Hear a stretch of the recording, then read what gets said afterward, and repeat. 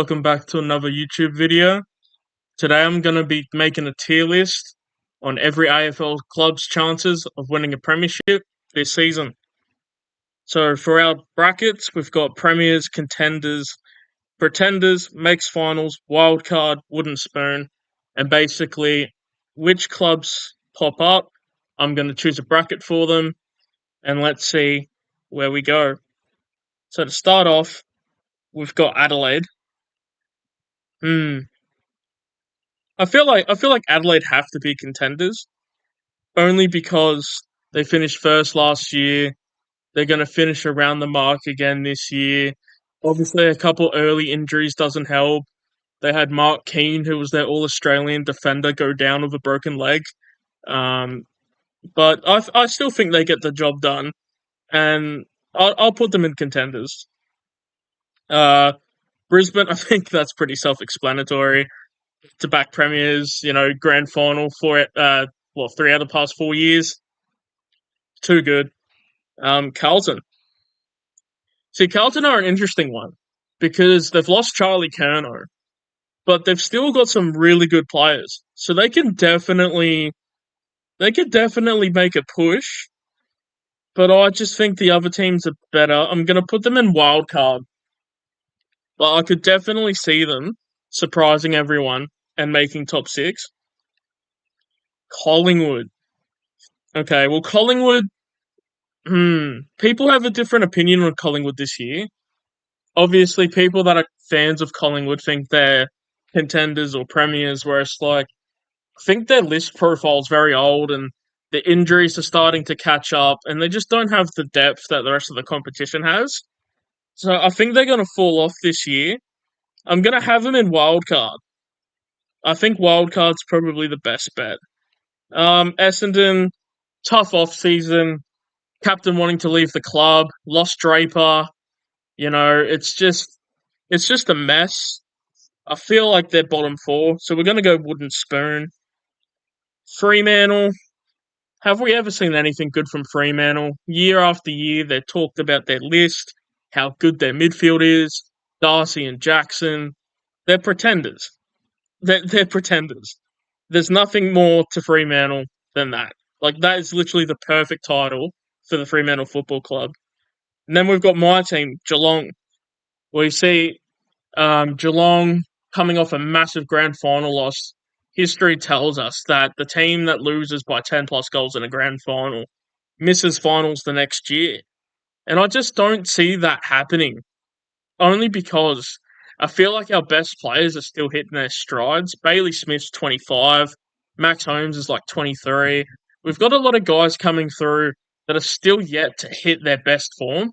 So I feel like we're contenders, potentially premiers, but because I won't be biased. I'll go contenders, but I definitely wouldn't be shocked if we make the grand final again. Gold Coast Suns. Now this is one that I was really excited to talk about because I'm a huge fan of their list. I think they can go all the way this year. They've got a really easy fixture to start the year. Petrarca into that midfield. They're just getting better and better, and they've just got so many draft picks, academy players. They just get better everywhere. And it's just I've got to go. I've got to go premiers. I know that might be shocking to some because they haven't played a prelim yet, but I would not be shocked if Gold Coast win the flag this year with the list they have. GWS. Well, you see with GWS, they're always around the mark. They're always fighting outside the top four. They never really make it into a spot where they get a good run come finals. They always go the hard way, and because of that, they never get to their final destination. I have to go pretenders, only because they don't get the job done when it matters most. They could be contenders, but we'll go pretenders for now. Hawthorn.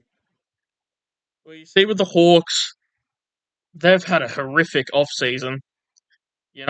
Essentially your one and only target being Zach Merritt. You couldn't get that across the line. Will Day missing half the year. Warple going to the Cats. Their midfield starved. Does it stack up against the rest of the competition? I don't really know. I think I think they can make finals, so I'll put them there. Um, not not too keen on them, but they can make a push. Melbourne, losing Petrarca, Oliver, Viney's going to be out for almost the entire year. They're cooked. Wooden spoon. Whoops, not wild card. Wooden spoon. Um, Shocking. North Melbourne. I think North Melbourne are ready to take a jump. I mean, it's got to happen, right? Like, they've been down the bottom for so long. When is the year going to come where they're finally decent? Like, are they going to play some good footy? Are they going to play 4 quarters? They've got the list to do it, and I think this is the year that they could push for a wildcard spot. So I'm going to put the Kangas in wildcard. I could be wrong, but I've got a lot of faith in North Melbourne. Now, Port Adelaide, now this is a team that's completely flying under the radar.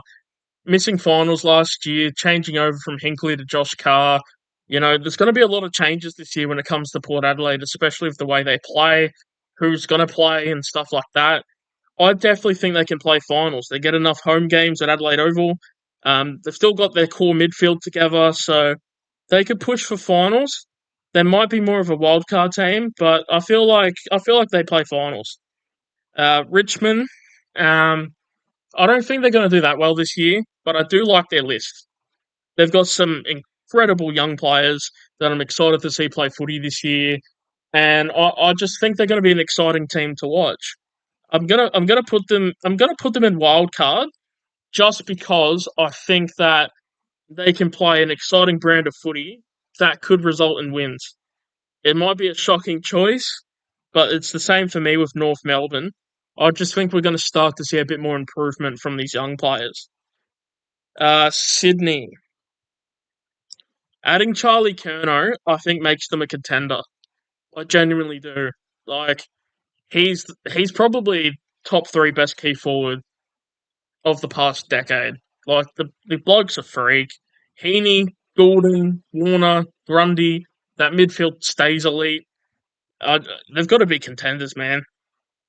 Expect the Swans to bounce back this year. Now, St Kilda. Mm, Flanders coming through, De Koning, Silvani. They've made some massive acquisitions. Liam Ryan. Can they get it right?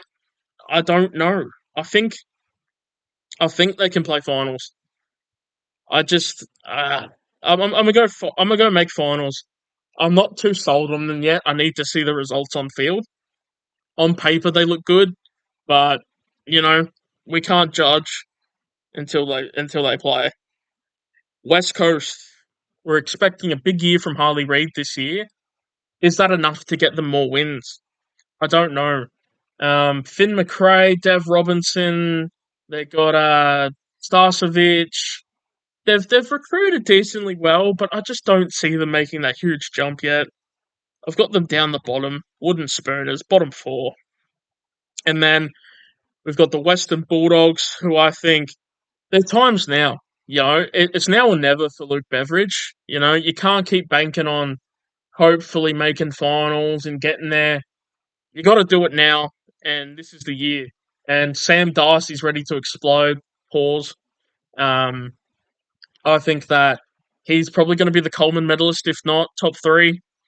So I think the Dogs are contenders for that reason, and that's every club. So let me know what you guys think about my list. Is there any teams you would change? And yeah, thank you guys for watching, and make sure to like and subscribe.